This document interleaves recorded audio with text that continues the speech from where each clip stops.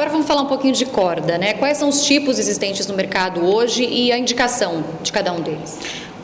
Você tem desde o nylon, que é uma corda muito simples, a gente brinca que é nylon de pesca, né, de tão básico que eles são, mas são cordas que atendem um grupo específico de jogadores, aqueles que querem ou só podem pagar pouco, jovens iniciando tal, até uma tripa natural, que são as melhores cordas que tem para se jogar, mas tem um preço que beira o absurdo, especialmente no Brasil, e tem uma durabilidade muito pequena. Eu, se pudesse dividir isso só em dois grupos, diria que todo amador tem que usar cordas de multifilamentos e todo profissional deveria usar cordas de copolímeros. Quais as vantagens de um encordoamento híbrido e para que ele é indicado? O híbrido tem várias funções. Hoje a função mais comum é, quando a pessoa usa um multifilamento e quebra muitas cordas, então a gente sugere um híbrido desse multifilamento com um copolímero, sendo que o copolímero ficaria nas verticais e o multifilamento nas transversais, porque são as verticais que quebram mais rapidamente, para otimizar a durabilidade e não tirar totalmente o conforto. Hoje está muito difundido, muitas pessoas usam, inclusive, posso até citar um exemplo muito claro, o próprio Federer usa uma corda híbrida. Qual a diferença de um encordoamento feito numa máquina manual, né, aquelas mais antigas, de uma eletrônica mais moderna, assim como a gente tem hoje? A diferença chega a ser brutal, né? As máquinas que não são eletrônicas, elas desregulam com uma facilidade muito grande. Se você encordoar 3, 4 raquetes seguidas, a primeira já vai ser diferente da última. E máquinas eletrônicas de primeira linha são autorreguláveis. Então elas saem praticamente todas idênticas a nível de pressão. Outro detalhe muito importante é a empunhadura. Como saber qual que é a sua empunhadura ideal? As boas lojas têm um medidor de mão, então aí fica mais fácil. Mas uma coisa é muito certa, né? É que nem um tênis quando você calça. O seu pé que está dentro, então é você que tem que dizer se você está confortável ou não. Eu olhando, apertando o dedão, eu acho que está bom. Já. Seu pé está dentro, você tem que ser a juíza do negócio. A raquete, se você colocar a sua mão no medidor, você já vai ter uma boa base de qual é a empunhadura ideal. Mesmo assim, você deve empunhar a raquete e ver se você se sente confortável.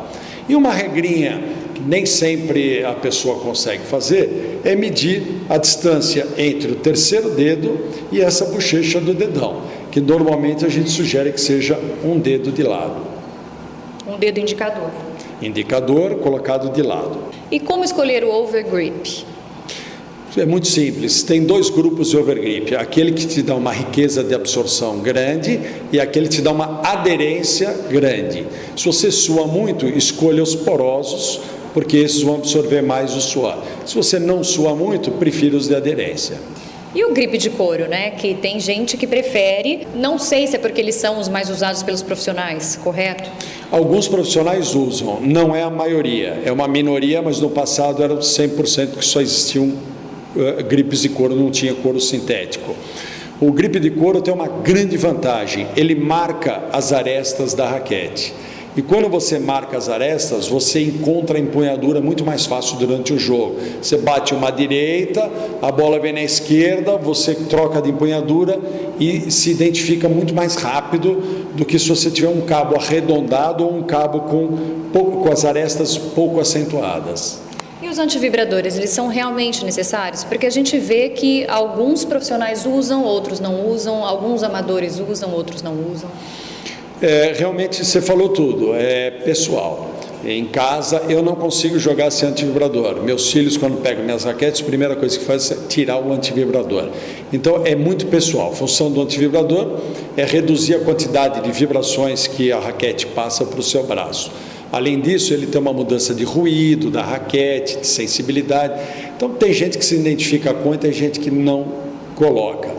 Nas raquetes simples, nas raquetes de alumínio, nas fusionadas alumínio com fibra de vidro ou até fibra de carbono, eu particularmente gosto de indicar para todas elas. Nas raquetes profissionais, quando uma pessoa compra uma raquete profissional, pressupõe-se que ele já tem um hábito pessoal de usar ou não usar. E qual seria o tempo de vida útil de uma bolinha? Dá para saber o momento correto de trocá-las, de abrir um novo tubo, e se existe realmente muita diferença entre as fabricantes?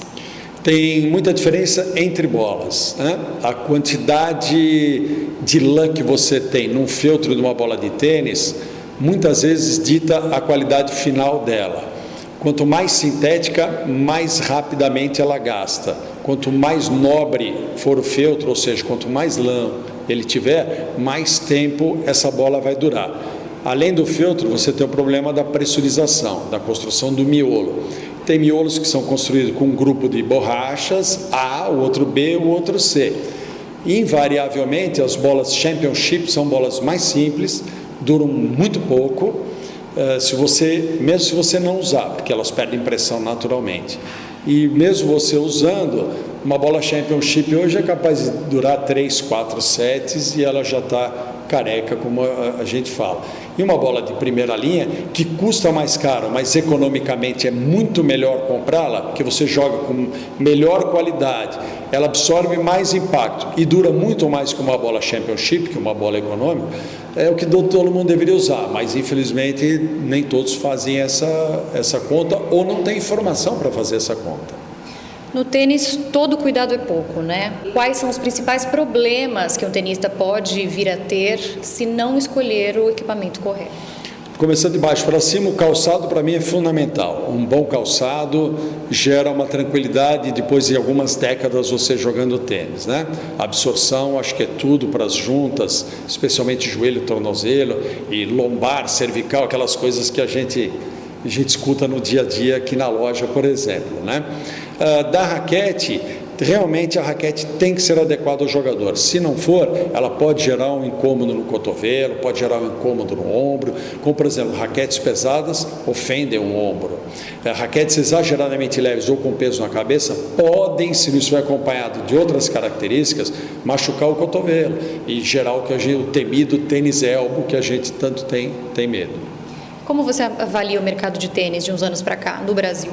A última década eu avalio ele como absolutamente estável. É um mercado que infelizmente não cresceu pós-Guga, como eu bem falei, e hoje não vejo tanto incentivo, né, para ele crescer. Vejo algumas ações das federações, vejo algumas ações da confederação e talvez isso resulte no futuro em alguma coisa melhor. Mas se olhar para trás, eu não vejo um aumento no número de praticantes. Mesmo com a popularização do esporte aqui no Brasil, porque de uns anos para cá a gente tem recebido vários torneios, mais pessoas estão praticando, né, o tênis. Isso realmente tem ajudado muito, mas a gente tem um número muito ruim, que é o encerramento das academias de tênis, né?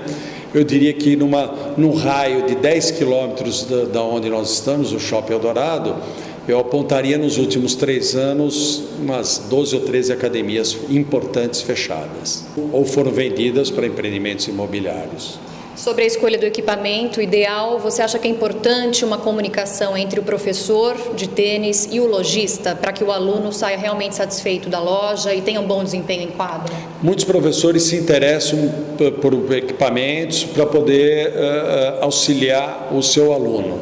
E isso para nós ajuda muito, porque o professor é que tem a verdadeira leitura do estilo de jogo daquele jogador, do desejo dele de evoluir ou não, do tamanho de swing, movimento de braço, quantas vezes ele pratica por semana, quer dizer, todas essas informações o professor tem.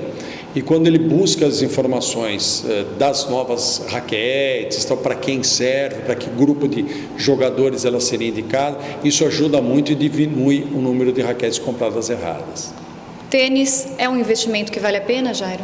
Como esporte, não tenho nenhuma dúvida. Eu sou praticante há quase 50 anos, gosto, em casa todos jogam.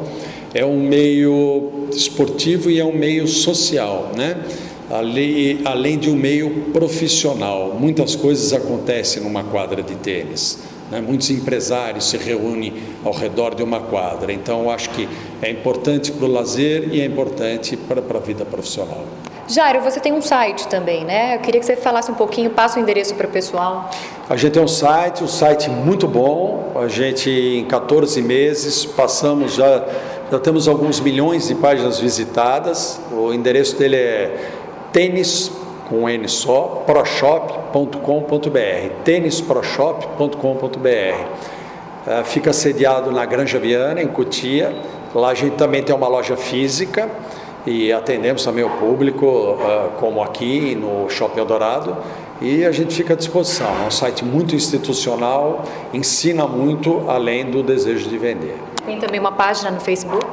Temos uma página no Facebook com muita gente acompanhando as nossas novidades, curiosidades, lançamentos. A gente acompanha também os torneios. É uma página que está indo muito bem, tem muito sucesso. Jairo, muito obrigada por receber o Tênis Report e a TV Tenista. Então eu espero que essas dicas, né, possam ajudar a ter um bom jogo em quadra.